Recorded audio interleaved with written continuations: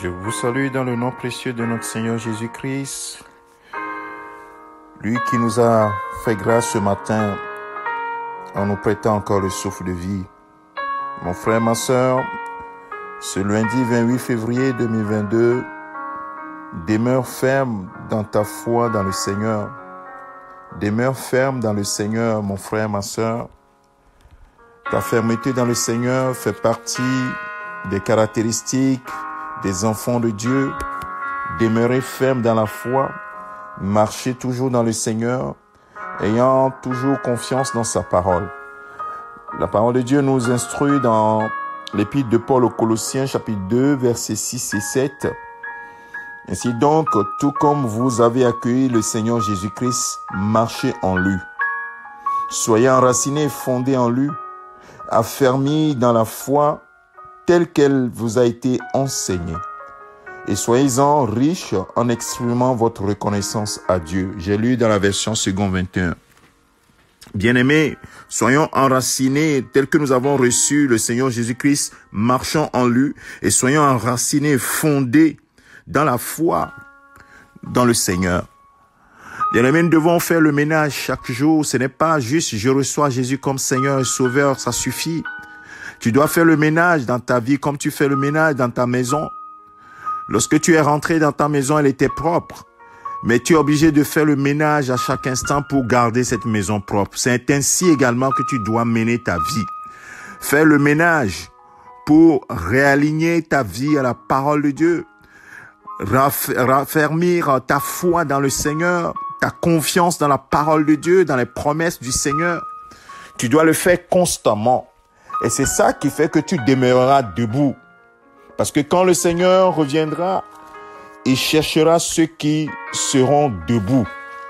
Pas ceux qui seront tombés, mais ceux qui seront debout. La seule façon de rester debout, c'est de demeurer ferme dans ta foi dans le Seigneur. Bien-aimé de Dieu, comment vis-tu ta vie au quotidien? Est-ce que ta fermeté continue ou bien tu continues de t'affermir dans le Seigneur?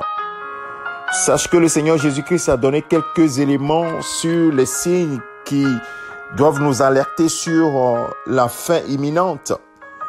Et dans plusieurs passages des évangiles, dans Matthieu chapitre 24, Marc chapitre 13, Luc chapitre 21, il va dire la même chose.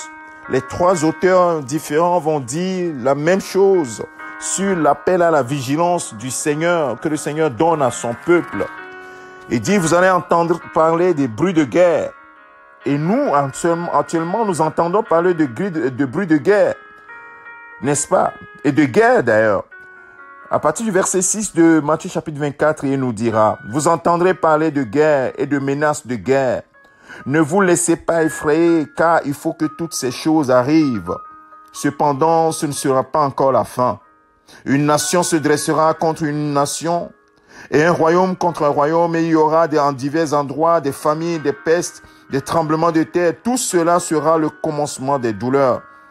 Alors on vous livrera à la persécution, l'on vous fera mourir, vous serez détestés de toutes les nations à cause de mon nom. Beaucoup trébucheront alors, et ils se trahiront, se détesteront les uns les autres. Beaucoup de prétendus prophètes surgiront, et tromperont beaucoup de gens. À cause de la progression du mal, l'amour du plus grand nombre se refroidira. Mais celui qui persévérera jusqu'à la fin sera sauvé. Je m'arrête au verset 13. Bien-aimé, même si cette parole a été adressée directement aux Juifs au moment où Jésus parlait, cette parole transcende le temps et arrive jusqu'à nous, l'Église. Oui, nous devons veiller. Parce que ces choses qui arrivent refroidiront l'amour du plus grand nombre. Les faux prophètes qui profèrent des mensonges jusqu'à ce que notre foi soit diminuée en disant « Oui, de toute façon, les hommes de Dieu, tous ils sont des faux. » Et tout cela, ça a un seul but. Refroidir ta foi, ton amour dans le Seigneur et que tu puisses abandonner la foi. Ça, c'est le but de l'ennemi. Il va tout faire t'effrayer et tout faire en sorte que tu abandonnes la foi. Mais tu dois demeurer ferme, tu dois faire un travail. Le travail renouveler ta foi dans le Seigneur en t'attachant à sa parole et en marchant en lui humblement et avec beaucoup d'amour. Le Seigneur est ton appui. Son Esprit Saint est là pour t'aider au quotidien. Il n'y a pas de peur à avoir, mais juste de la prise de conscience. Alors, demeure ferme dans la foi dans le Seigneur. Et ce matin, j'aimerais te recommander à la grâce du Seigneur, à moi-même, que le Seigneur nous aide à demeurer ferme et à marcher en victorieux. Puisque nous avons déjà la victoire, marchons dans sa parole et marchons dans cette victoire, puisque nous sommes plus que vainqueurs par Jésus-Christ notre Seigneur.